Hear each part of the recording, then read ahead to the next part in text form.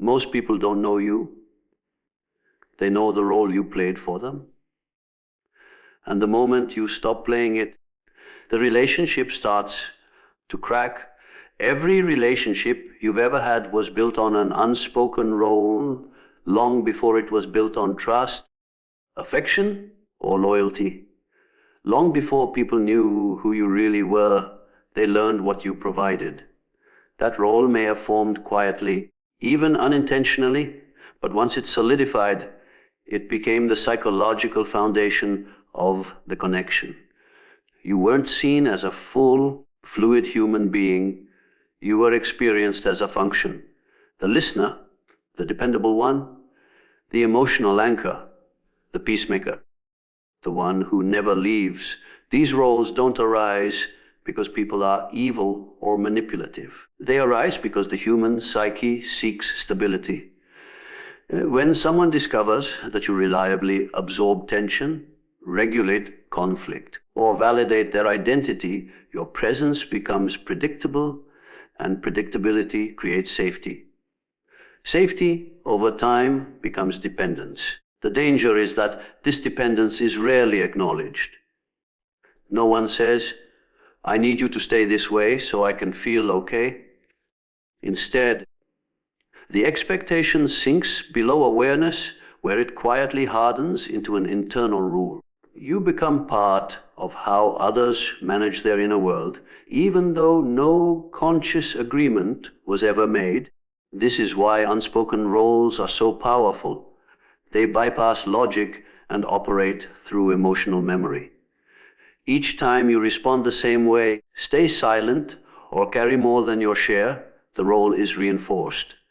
The psyche learns this is how equilibrium is maintained. Over time, people stop relating to you as a dynamic person and start relating to the image of you they've internalized. That image becomes more real to them than who you actually are. And once that happens, deviation is no longer perceived as growth. It is perceived as threat. The moment you act out of character, confusion sets in. Not curiosity, not reflection, confusion. The nervous system reacts first. Something familiar has disappeared, and the psyche scrambles to restore balance. This is where resentment begins, not as conscious hostility, but as unease, a subtle tightening, a feeling that something is off. You may notice it in the tone of conversations, the withdrawal of warmth, the emergence of passive aggression. Nothing has been openly violated, yet something feels wrong. What feels wrong is not your behavior, it's the collapse of expectation. Unspoken roles create invisible obligations. When you stop fulfilling them, others experience a loss without understanding what they've lost. And when loss has no clear object, it seeks a target. That target often becomes you. You are suddenly described as distant, different, changed. Not because you became worse, but because you became less predictable. And predictability was the currency of the relationship. The irony is that the more selfless the role you played, the stronger the backlash when you abandon it. The one who always listened is resented for setting boundaries. The one who carried emotional weight is accused of becoming cold. The one who sacrificed personal needs is judged for choosing themselves. From the outside, it looks irrational. From the inside, it feels like betrayal. Unspoken roles also protect others from confronting themselves. As long as you performed your part, they didn't have to examine their dependency, insecurity, or avoidance. Your consistency allowed them to remain unconscious. When that consistency ends, awareness threatens to surface, and awareness is uncomfortable. So the psyche resists. It reframes your autonomy as selfishness. It recasts your growth as arrogance. It transforms your independence into abandonment. These narratives aren't chosen deliberately. They arise automatically to preserve inner balance. This is why explanations rarely work. You can articulate your reasons clearly, kindly, and honestly, and still be misunderstood. Because the conflict isn't happening at the level of words, it's happening at the level of identity. You are no longer who they oriented themselves around. And this is the point where many people panic. They try to repair the rupture by shrinking back into the role, apologizing for their evolution, or over-explaining in hopes of restoring harmony. But harmony built on self-erasure is not harmony. It is psychological submission. Unspoken roles don't dissolve through reassurance. They dissolve through tolerance of tension. You must withstand being seen as the problem long enough for the illusion to break. Some relationships adapt.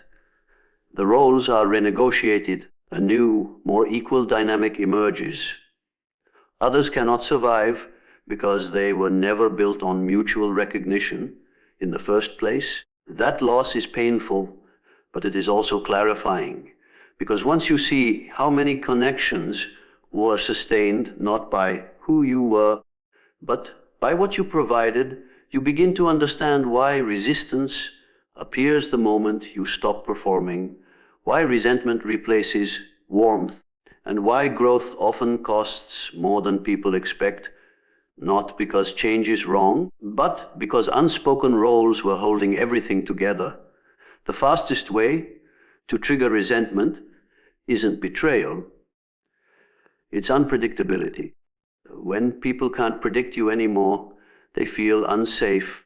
Predictability is one of the most underestimated forces in human relationships, not because it is comforting, but because it is regulating.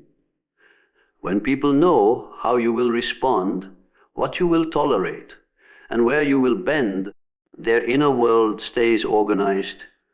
Your consistency becomes part of their psychological scaffolding, quietly holding things in place. Most people believe trust is built on honesty or time. In reality, trust is built on expectation. The nervous system relaxes when it can predict outcomes. The more reliably you behave in familiar ways, the less effort others must expend to orient themselves around you. This is where the danger begins. Predictability slowly turns into a contract, not one that is consciously negotiated, but one that is felt. You become associated with stability, and stability becomes non-negotiable.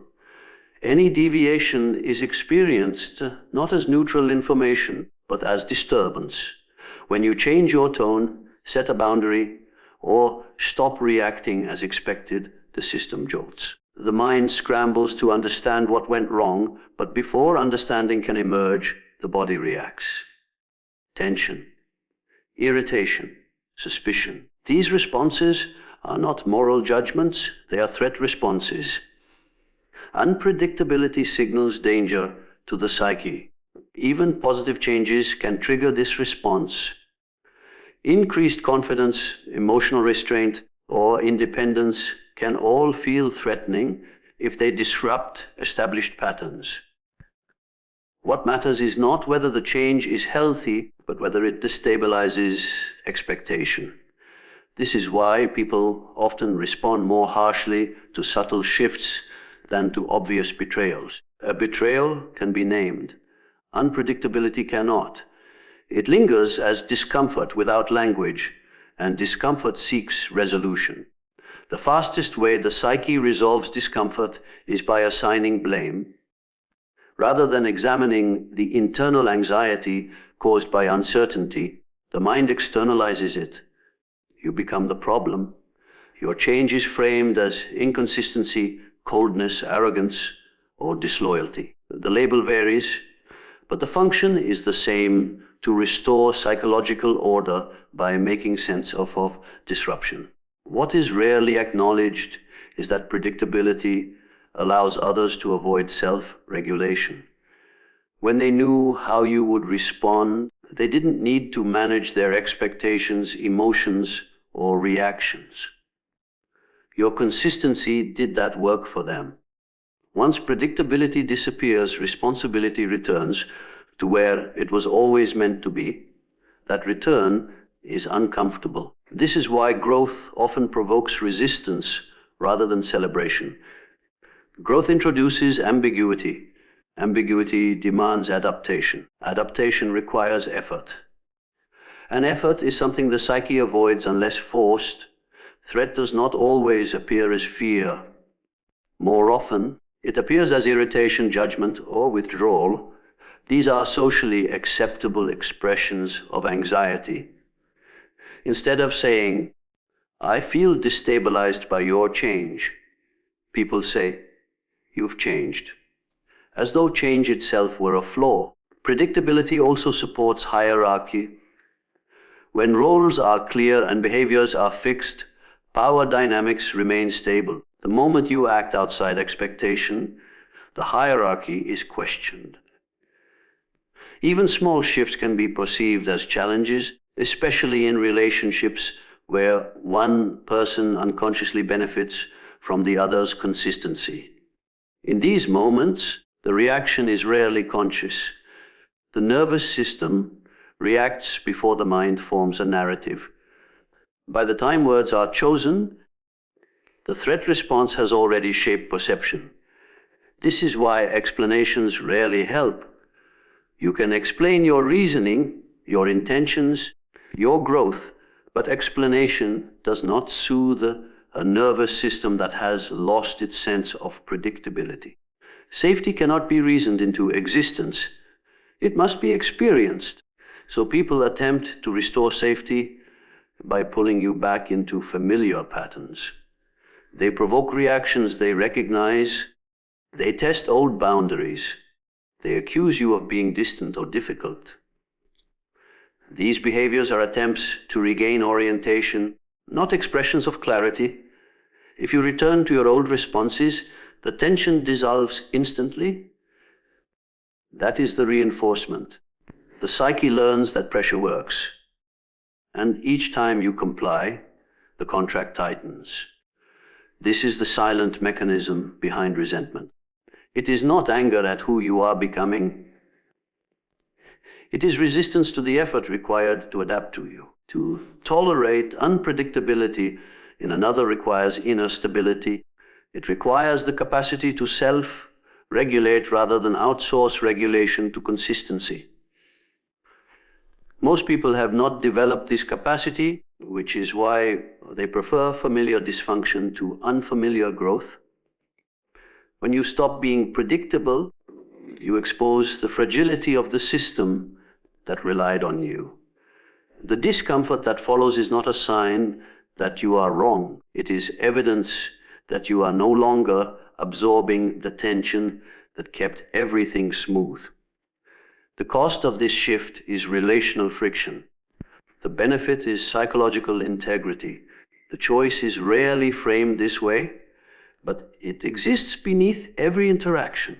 Either you remain predictable enough to keep others regulated, or you accept the temporary hostility that arises when you no longer serve that function, knowing that any connection that survives unpredictability has moved beyond dependency into something far more honest.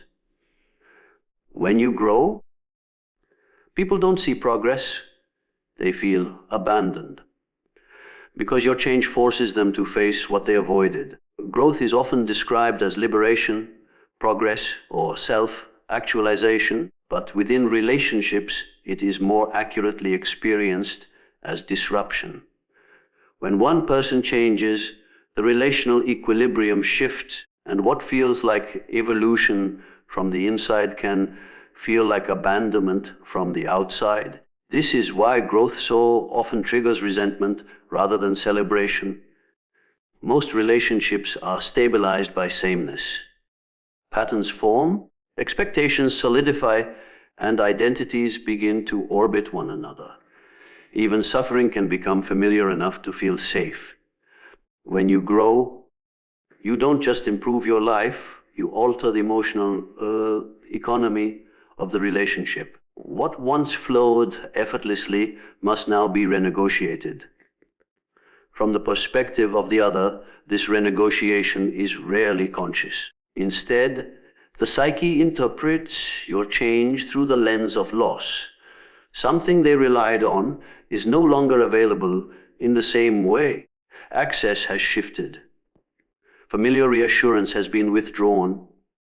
The nervous system reacts as though a bond has been threatened.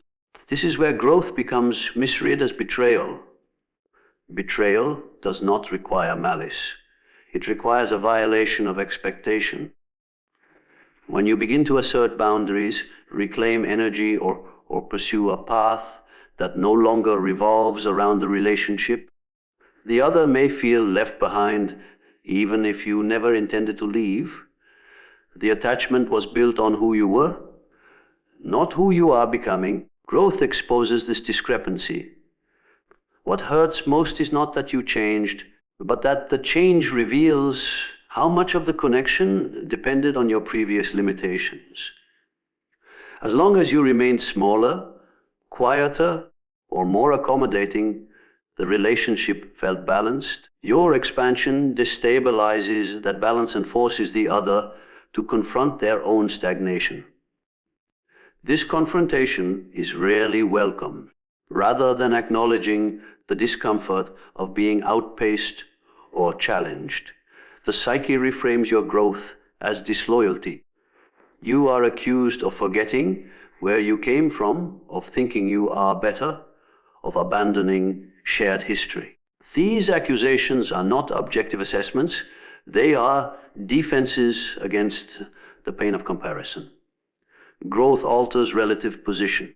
When you evolve, you change the mirror others use to understand themselves. The contrast becomes sharper. Qualities that were once hidden by your presence now stand exposed. This exposure generates shame, envy, or insecurity, emotions that are difficult to tolerate without self-reflection. So the psyche chooses a simpler narrative. If your growth is betrayal, then their discomfort is justified.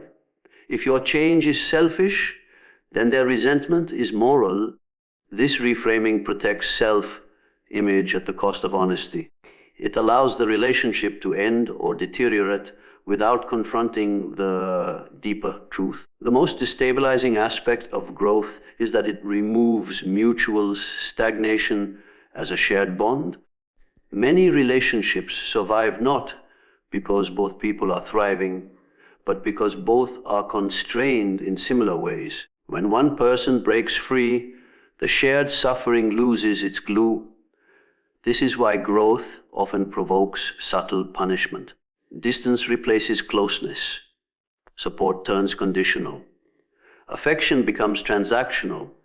These shifts are rarely announced. They emerge quietly as a way to signal displeasure without admitting vulnerability. In some cases, the other attempts to pull you back by invoking loyalty, nostalgia, or obligation. They remind you of who you used to be, as if that version were more authentic. The implication is clear: your previous self was easier to love. What makes this dynamic especially painful is that the growing person often feels guilty. They sense the withdrawal. They notice the change in tone. They wonder if they are indeed abandoning something valuable. This guilt can tempt them to shrink back, to adopt old limitations in order to restore harmony. But harmony built on arrested growth is not connection, it is mutual avoidance. True connection can survive change because it is rooted in recognition rather than dependency. Where dependency exists, growth will always feel like betrayal. The bond was contingent on sameness, not on mutual becoming. Not every relationship is meant to survive evolution. Some are structured around a specific phase, role, or wound. When that wound heals, the structure collapses. This does not mean the relationship was meaningless. It means it had a lifespan, The pain of being resented for growing is the price of outgrowing unconscious agreements. It signals that you are no longer willing to remain aligned with expectations that constrain your development. While the accusation of betrayal may sting, it often reveals a deeper truth. Your growth has disrupted a dynamic that depended on your limitation, and the resentment you face is not a judgment of your character, but a reaction to the loss of a version of you that made others feel secure. Resentment isn't always hate. Sometimes it's a defense mechanism protecting someone's inner balance from collapsing. Resentment is often misunderstood as a moral failure or a sign of malice, but in many cases it is neither. It is a psychological defense, a reflexive response that arises when the inner balance of a person is threatened. When someone you depend on begins to change, the psyche does not first ask whether the change is reasonable or healthy. It asks whether the change endangers stability. Defenses exist to reduce anxiety. They operate quickly, automatically, and below awareness. Their purpose is not truth, but relief. When you shift in ways that disrupt familiar dynamics, the other person's anxiety rises, and the psyche moves to contain it using whatever tools are most accessible. Resentment is one such tool. Rather than admitting vulnerability, fear, or confusion, the psyche converts these raw emotions into something more manageable. Anger feels stronger than fear. Judgment feels safer than uncertainty. Distance feels more controllable than dependence. In this way, resentment serves as a shield that protects the self from experiencing destabilizing feelings. This is why resentment often appears disproportionate. A small boundary, a subtle change in tone, or a modest assertion of autonomy can provoke an outsized reaction. The reaction is not to the behavior itself, but to what the behavior symbolizes. It represents a loss of control, a withdrawal of emotional supply, or a challenge to identity. When identity is threatened, defenses intensify. People unconsciously construct their sense of self in relation to others. Roles are internalized, expectations become anchors. When you no longer occupy the role that helps stabilize another person's identity, the psyche interprets this as danger. The self feels exposed, and exposure triggers defense. Instead of acknowledging this exposure, the psyche externalizes blame. You become inconsiderate, you become selfish, you become distant. These labels function to restore coherence by locating the source of discomfort outside the self.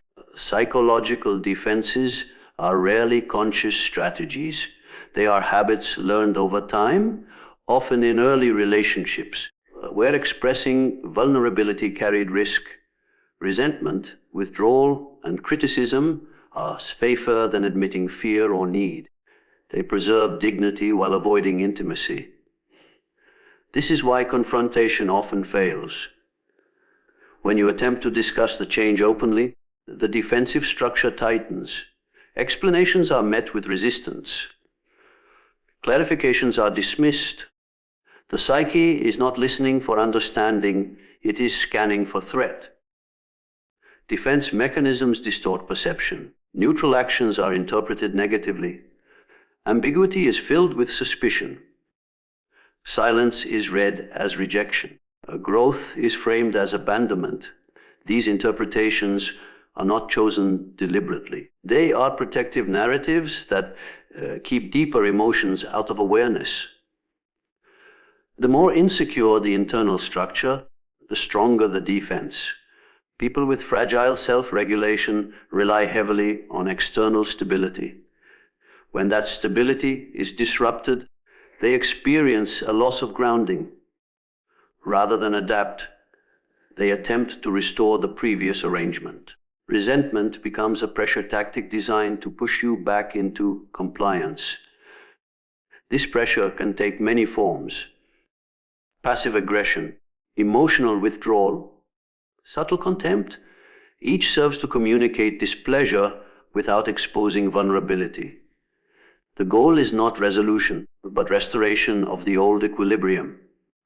In this way, resentment functions as a regulatory mechanism. It discourages deviation and reinforces familiarity.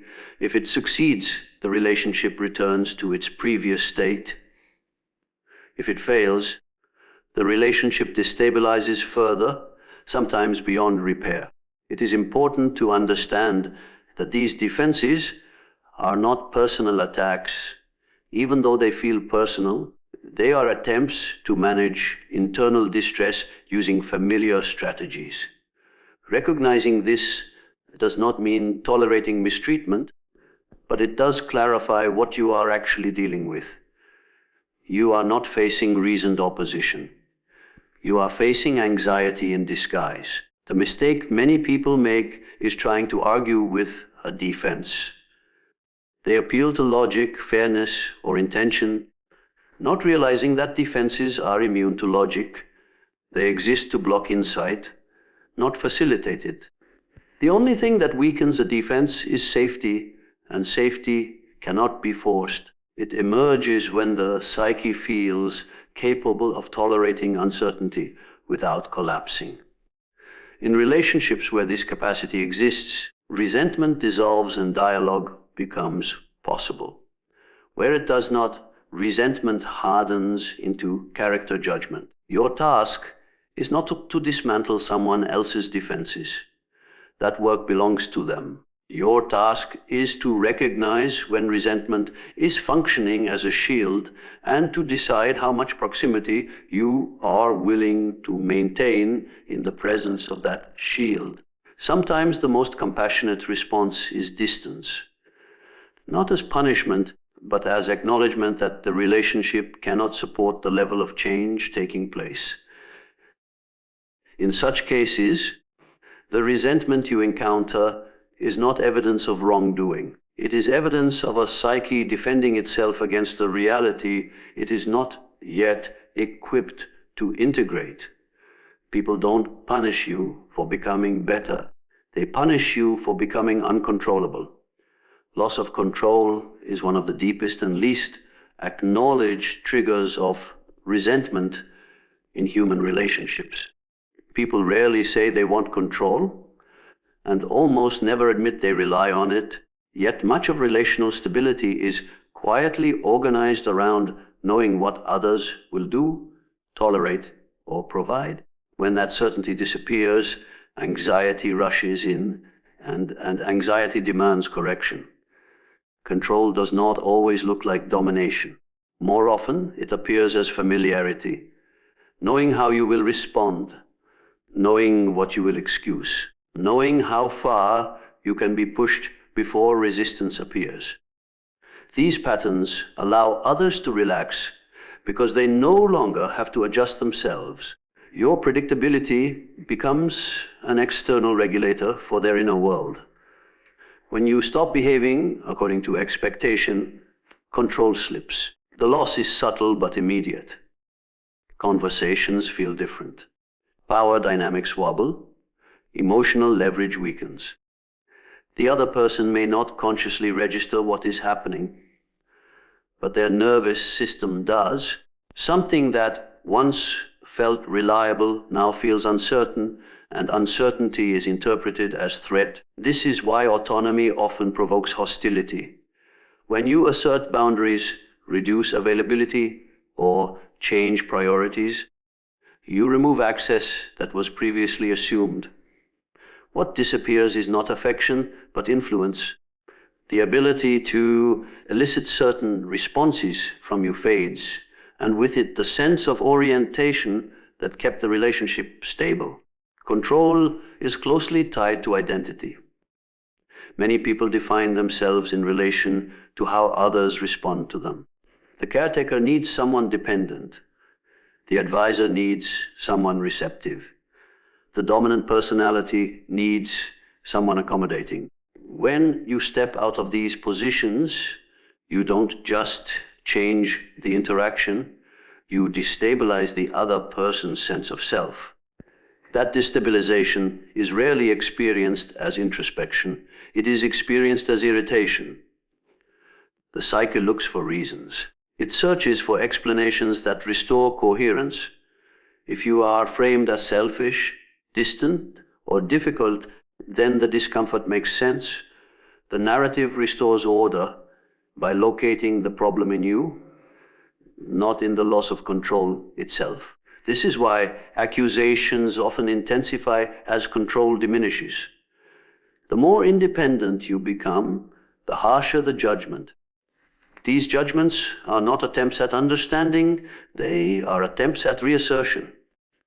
If shame or guilt can pull you back into compliance, control is regained without adaptation. In many relationships, emotional closeness has been mistaken for access. Availability has been mistaken for loyalty. When you begin to separate these concepts, confusion arises. People feel excluded not because you have withdrawn care, but because you have withdrawn permission. Permission to rely on you in the same way. Permission to assume your presence. Permission to shape their emotional state through your responses. The loss of this permission feels personal. Control also masks dependency. As long as someone can influence you, they do not have to confront how much they rely on you. Once influence fades, dependency becomes visible, and visibility is uncomfortable. Rather than acknowledging reliance, the psyche reacts defensively. Resentment becomes the cover. This dynamic explains why some people react more strongly to calm detachment than to open conflict. Anger can still be engaged with. Detachment cannot. Detachment signals that control has already been lost, and that realization provokes desperation disguised as criticism. Attempts to reassert control often escalate subtly. Emotional pressure replaces open communication. Nostalgia is weaponized. Past versions of you are invoked as evidence that you have deviated from who you really are. These tactics are designed to re-anchor you to an identity that is easier to manage. If they work, the relationship stabilizes at the cost of your autonomy. If they fail, resentment deepens. The critical insight is that loss of control does not mean loss of connection. It only feels that way to those who equate closeness with influence. Relationships capable of surviving autonomy are those that do not require one person to remain static for the other to feel secure. But many relationships are not built that way. They are built on implicit power arrangements that go unnoticed until they are disrupted. When you disrupt them by becoming less reactive, less available, or less compliant, the reaction is swift because the structure beneath the relationship has been exposed. This is why self-development often reshapes social circles. Not because you have become intolerable, but because you have become less governable. The discomfort others feel is not about losing you. It is about losing the version of you that could be relied upon to behave in familiar, manageable ways. Understanding this does not require blame or superiority. It requires clarity. When resentment surfaces after you reclaim control over your time, energy, or identity, what is being mourned is not intimacy, but influence. And once that distinction becomes visible, it is impossible not to see how many connections were sustained by access rather than mutual recognition, how often harmony was maintained through self-suppression, and how deeply control has been mistaken for care in relationships that only felt stable as long as you remained within reach